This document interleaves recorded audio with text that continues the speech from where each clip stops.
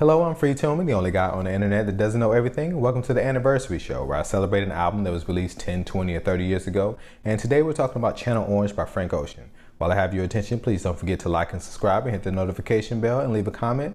Don't forget to check out my other shows, Never Heard It, where I talk about classic albums that I never got around to listening to. And It's Been a While, where I talk about albums that I loved as a kid, but for whatever reason I stopped listening to them.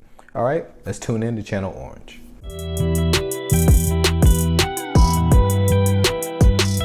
Channel Orange was released on July 10, 2012, so if you're watching this in 2022, it is 10 years old. Frank Ocean, frustrated with the lack of attention he was getting from Def Jam, released his mixtape Nostalgia Ultra online in 2011 to internet acclaim. This made Def Jam realize that they had made a huge mistake by not taking Frank seriously and decided to let him release his album without any interference. And that's how we got his debut album, Channel Orange. An album that most fans and critics believe is one of the best albums of the 2010s. It debuted at number 2 on Billboard and won a Grammy, and Rolling Stone put it at 148 on its list of 500 greatest albums of all time. But before we talk about the album, let's see what else happened in July. EPMD released Business Never Personal on July 28, 1992. House of Pain's self-titled album was released on July 28, 1992. Mary J. Blige's What's the 411 was released on July 28, 1992. RJD2's Dead Ringer was released on July 23, 2002. And Nas's Life is Good was released on July 13, 2012. The first full song is also the first single from the album, Thinking About You. This song has everything that we love about Frank Ocean: the minimalist spacey production, the detailed yet cryptic lyrics, and that falsetto. He originally wrote this song for Bridget Kelly's debut album, but Frank leaked the demo version on Tumblr. Remember Tumblr? I mean, it still exists, but anyway.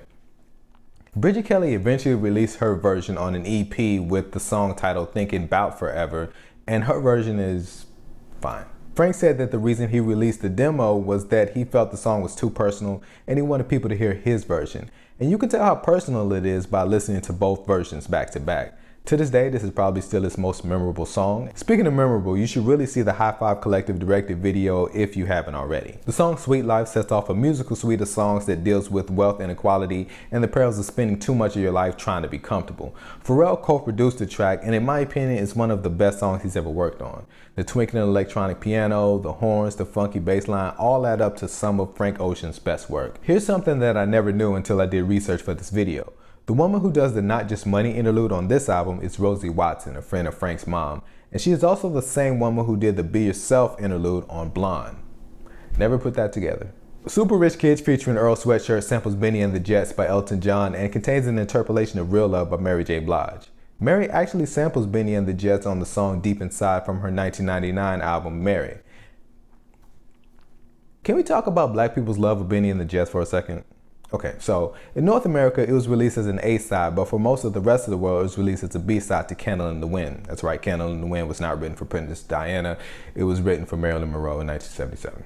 Anyway, CKLW in Windsor, Ontario, Canada was the first North American radio station to play it. The musical director was Rosie Trombley, and she made a conscious effort to play music that would appeal to both black and white audiences. In case you don't know, Windsor, Ontario is across the river from Detroit, and you know who lives in Detroit? Black people who love Benny and the Jets. The first DJ to play Benny and the Jets on this side of the border was Donnie Simpson at WJLB in Detroit, and it spread like wildfire to other black radio stations. Benny and the Jets was also Elton John's first top 40 hit on what at the time was called the Billboard Hot Soul Singles chart. So what I'm saying is, if black people didn't love this song, Elton John might have a much smaller career. And he knows this, which is why throughout his career, he's shown nothing but love to popular black artists most of the time. Okay, back to Frank Ocean. For most of this album, Frank has tackled heartbreak, becoming a young father, the wealth gap, and drug addiction. But his magnum opus is Pyramids, an almost 10-minute long tale of an ancient African queen and her gradual decline to stripper/prostitute in modern-day Georgia that only does this to pay her pimp's bills. Not only does the song lyrically have a winding narrative, but so does the production. It goes from electro UK club music to R&B slow jam in a matter of seconds. And it even finishes with a guitar solo by John Mayer. The fourth single from this album, Lost, is probably the most straightforward R&B song on the album, and it finds Frank channeling Prince at his most radio-friendly. White is a lounge version of his song of the same name from the Odd Future Tape Volume 2 with another guitar solo by John Mayer. Frank Ocean made his television debut with his live performance of Bad Religion on Late Night with Jimmy Fallon, and it was this performance that made him a star almost overnight. This song, like Thinking About You, brings the album back around to the topic of unrequited love, which is the theme for the remainder of the album. Pink Matter features guitar and vocals from Andre 3000. It's a lot of people's favorite song on this album, even though it was never a single. It was originally supposed to feature Big Boi and Andre, but they didn't want to have a reunion on someone else's album, so it only features Andre. It would have been nice to hear Big Boi on another song on this album, but hey, you can't have everything. So, happy anniversary to Channel Orange, an album that continued the reign of Odd Future and paved the way for more thoughtful R&B, as well as more queer representation in the art form. Catch me next time where I'll be talking about Lord Willing by Clips. Until then, I am Free Tillman, the only guy on the internet that doesn't know everything. Peace.